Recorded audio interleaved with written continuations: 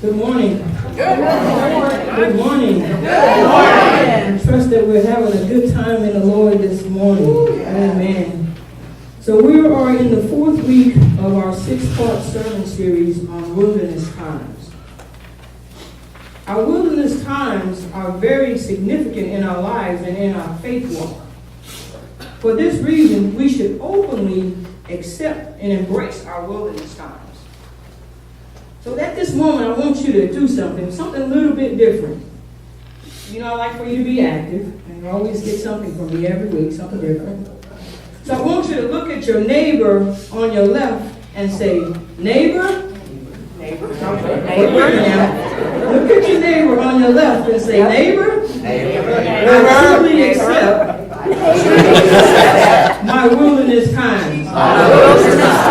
Now turn to your neighbor on your right, on the other side, and get a little bit louder, and say, neighbor, oh neighbor, I truly accept my wilderness time. Amen. And we found out who can't tell their left from their right. So 4 weeks ago, we started our Wilderness Time series. We talked about a time of learning, a time for challenge, a time for learning, a time of challenge, and we talked about a time of dependence. And this week, we will look at a time of doubt. But before we get to a time of doubt, I want to recap from the previous weeks. So during week 1, Pastor Catherine talked about a time for learning. During that week, we discovered that wilderness time is part of our lives too. We cannot live, love, and engage life in a meaningful way without sometimes ending up in the wilderness. Wilderness times are those times when we feel we are tested to our limits. And we describe those times in wilderness terms as dry, desolate, lonely, trying, difficult, and agonizing. During those times in the wilderness, we speak of hunger, we speak of thirst, and we speak of longing. The wilderness can be a time of accelerated learning about priorities, and that is what really matters in our life. So during week 2, I talked about time of challenge. We talked about how each wilderness experience that comes our way presents us with difficulties and struggles. Wilderness times have their wild beasts. They are times of challenge. They challenge our faith, our values, and our trust in God, and what we believe are all tested in the wilderness. We call this testing, I said last time that we call that testing temptation. As believers in Christ, during times of temptation, our faith deepens, and we find ourselves in a place of total, desperate dependence on God. We should not run from our struggles. We should embrace them and be drawn close to God during those times. You see, we learn from Jesus that we meet the challenges of the wilderness by meeting God daily. When we meet God daily before the wilderness time comes our way, then when the wilderness time comes, we are more prepared for the challenges that the wilderness brings. So during week 3, Pastor Catherine talked about a time of dependence. She talked about the wilderness time being a time of complete dependence on God. Pastor Catherine used the example of when the people of God were in Sinai wilderness. God gave them what they needed, and God only gave them what they needed for that day. So that lesson taught the Israelites not just dependence, but habitual dependence on God. Each new day brought them a new reminder of utter dependence on God. So this brings us to week 4, which is a time of doubt. To be able to talk about doubt, we need to define what doubt is. So what is doubt? Merriam-Webster Dictionary defines doubt as a lack of confidence in or to consider unlikely. We talk about doubt in the life of the believer, so we can boil it down to this. Doubt is to lack confidence in who God is and what God has done for us. Let me say that one more time. Doubt is to lack confidence in who God is and what God has done for us. So you may be asking yourself, why are we talking about doubt? Well, I'm glad you asked. Talking about doubt this way allows us to include all the different kinds of doubts that people face in faith, and also considers the source of the problem. The source is ultimately not believing something about God. Let's look at doubt in terms of three categories. First, there is an intellectual doubt. These are doubts most often raised by those outside the Christian faith. And they ask questions like, is the Bible the Word of God? Is Jesus the Son of God? Did he really raise from the dead? Or did he really rise from the dead? And second, there is a spiritual doubt. This tends to be doubts of those inside the church. And we kind of doubt, like sometimes, we're sitting there and we're not really feeling the service or something. We say, well, am I really a Christian? Do I really believe? Why is it so hard to pray? Why do I feel so guilty? And why is it taking me so long to get back? Third, the third circumstantial doubt. The third doubt is circumstantial doubt. This is the largest category because it encompasses all the whys of life. And we talked about some of those. Why did my child die? Why did my marriage break up? Why can't I find a partner? Why did my friends betray me? And where was God when the gunman killed all those people in New Zealand? We ask those questions. And the questions can go on and on with all the things that are going on in the world today. These are the questions we meet at the intersection of biblical faith and the pain of living in a fallen world. These are the toughest doubts of all. We tend to sometimes sweep them under the rug and put down those in the church who struggle with these issues. But when we refuse to deal with circumstantial doubt, they soon become spiritual doubts. And those spiritual doubts eventually become intellectual doubts. And then when you get to the intellectual phase, people start leaving the church altogether. So let's look at the nature of doubt.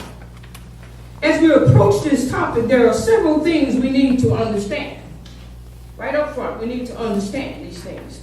One is many people think doubt is the opposite of faith, but it isn't. Unbelief is the opposite of faith. Unbelief refers to a willful refusal to believe, while doubt refers to inner uncertainty. Paul Tillich defined faith as the state of being ultimately concerned. In other words, what we are most concerned about is what we really have faith in. We are called to be ultimately concerned with God, to have faith and trust in God. Many people think doubt is unforgivable, but it isn't. God doesn't condemn us when we question him. Both Job and David repeatedly questioned God, but they were not condemned. God is big enough to handle all our doubts and all our questions. These are the times when we should have deeper, longer conversations with God. And I often have those deeper, long conversations with God because I have doubts too. So I'm a witness to that. And Nita's not here today, but I was going to say, if you want somebody else to witness to that, you need to ask Nita, because she can witness to that. Amen. Many people struggle with God. Many people think struggling with God means that we lack faith. But that's not true. Struggling with God is a sure sign that we truly have faith. If we never struggle, our faith will never grow. If we never struggle, our faith will never grow. When we examine our doubt and pursue God through it, we may find our faith actually strengthened on the other side. Typically, we experience the greatest amount of doubt when it pertains to unexplained circumstances and events. I'll tell you that it is critically important that the church be a safe place where our doubts can be raised without those of us who have questions being made to feel like second-class Christians. Amen. It's important. The important truth is that doubt is part of our faith journey, especially in the wilderness times, time of learning, time of challenge, time of dependence. God, where are you? Some of us have experienced doubt a number of times throughout our lives. It seems as soon as you give your life over to Jesus and start on your spiritual journey, the wilderness gets a lot thicker. More lessons to learn, more challenges to overcome, more dependence on God, more doubt, more. So I was talking to a young lady the other day, and she had posted something on Facebook, and she was talking about her battle with depression and how it had taken over her life and it had affected her ability to be an influence in the lives of her children. And she was on her third time moving in 60 days because her children kept getting in so much trouble, and everywhere she moved to, as soon as they find out about her children, they tell her she has to move, and she has to move again by the first of next month. And so I was talking to her. She said, Sandra, she said, every time it seems like I get a little bit closer to God, it seems like more things start happening to me. Things just get worse and worse. I'm almost afraid to step closer to God. I said, don't be afraid. That's because all that is a test. The devil is trying to pull you back because God is trying to pull you closer to God, to him. And I call God him in this sense because God is trying to pull you closer. And the devil just keeps trying to pull on to you. But what you need to do is put your hand in God's hand. Amen. Get down on your knees and pray. Yes. Get closer to God. Don't let the devil pull you farther away. Stay in the fight and get closer and closer to God. Yes. And I told her that as she goes through these times, the challenge is to get closer to God, is to get closer to God and not to get further and further away. So doubt is part of the Christian journey. Doubt is not a good destination, any more than the wilderness is a good destination. It is not intended to be a stopping place. Doubt calls us to action. It moves us on and moves us forward. Let me share with you that there is a big difference between doubting and giving up. There is an immense difference between wrestling with faith and throwing it to the side. There is a big difference between moving through doubt and getting stuck there and becoming a cynic. The healthy way of understanding doubt is to understand that it is a part of the faith journey. The key to doubt being a journey and not a destination is caring about God and wanting to move in faith. Mark chapter 9, verses 14 to 29, Jesus encounters a man whose son is being tormented by an unclean spirit. The man brings his son to Jesus and says, in verse 22, it says, and it has often cast him into the fire and into the water to destroy him. But if you can do anything, have compassion on us and help us. The key here is, he said, if you can do anything, have passion on us and help us.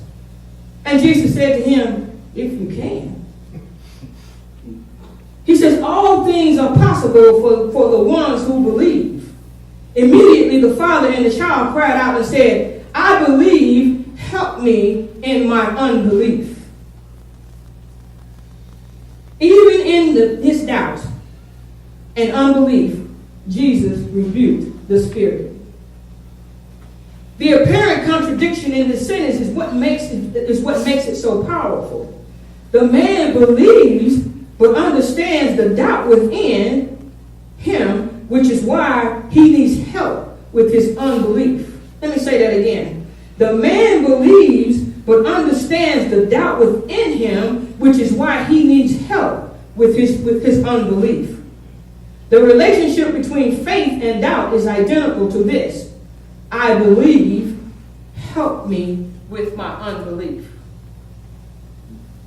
The doubt we're talking about is one where we both believe and are struggling with our unbelief as well.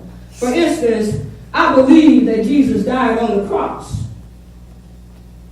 And so that I would have a right to everlasting life. But why didn't he choose to come down from the cross and save himself? I'm sure that question has been asked.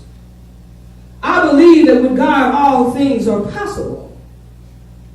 But why did God allow all those people to die over in the Philippines? We all have asked that question. I know God answers prayers, but why did God allow my mother to suffer and never get a chance to truly enjoy life? Why? We've all asked those questions. Newsflash. Doubt is not the end of our faith. It is a challenge to our faith. Amen? Amen. This reminds me of a story of a young pastor who would once a year have singles discussion night with members of his congregation. That year he had about 50 or 60 singles in his discussion group. He told them that he would be glad to answer questions on the Bible, the Christian life, theological issues, or they could even ask him questions about his personal life. He told them that no topic was off limits. Near the end of the evening, a young lady raised her hand and said, "Pastor, when I listen to you speak, you always seem to have everything together. You always sound so certain about everything. Do you ever doubt?" He told her that he thought that was a very important question, and his answer was simple and short. Yes, I have doubts. But I don't talk about them very much, but I doubt every day. And after he told that story in his Sunday morning service, a very godly man was concerned about that statement and asked him if he really meant what he was saying about his times of doubt. And he looked at the elderly guy and he said, "Absolutely. I have doubts and questions that I cannot answer every single day." He began to tell the elderly gentleman that if he doesn't know how a person can be a Christian, let me go back. He began to tell the elderly person that he doesn't know how a person could be a Christian and not have doubts from time to time. In fact, he told him this: faith requires doubt in order to be faith. He said, if you ever arrive at a place where all your doubts are gone and all your questions are answered, I want you to take a deep breath and relax, because you have arrived in heaven. The word of God for the people of God. Thanks be to God. Amen. Amen.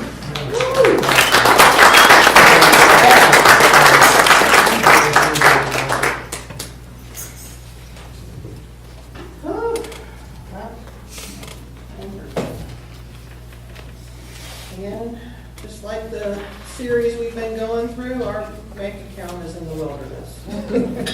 We'll try to. We need a little more. I'm not playing. I'm just going to tell you straight out.